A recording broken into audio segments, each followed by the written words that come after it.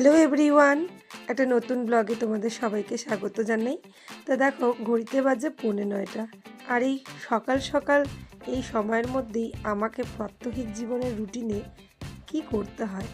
এখানে দেখো, গাজর, বেগুন আর পালং শাক দিয়ে একটা সবজি বানাচ্ছি, আর তার সাথে এখানে জলপাই আলু আর মটরশুঁটি দিয়ে টমেটো কাঁচা লঙ্কা দিয়ে সেদিন ছিল একটা আলুর দম। এই সব কিছুই আমি তাড়াতাড়ি রেডি করছি, কেননা বরের কলেজে সেদিন পরীক্ষার সকাল সকাল ডিউটি ছিল, আর তার সাথে আমাকেও বেরোতে হবে কাজে। তার জন্য সকালবেলা এইভাবেই খাবারটাকে রেডি করে নিচ্ছি।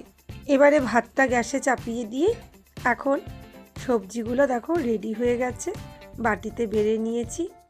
এই গরম ধোয়া ওঠা সবজি দিয়ে কিন্তু খাওয়াটা শীতকালে পুরো জমে যায়।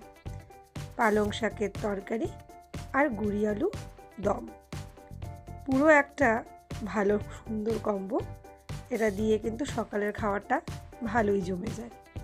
এখন খাবারগুলো বেড়ে নেওয়ার পালা ছিল, তা আমি এখানে টিফিন বক্সের মধ্যে ওকে পিঠা ভরে দিচ্ছিলাম, যে টিফিনে যাতে খেতে পারে। আর এখন দেখো, আমাদের দুজনের খাবারটাই রেডি করে নিয়েছি, সঙ্গে একটু পাঁপড় ভাজা আর জল।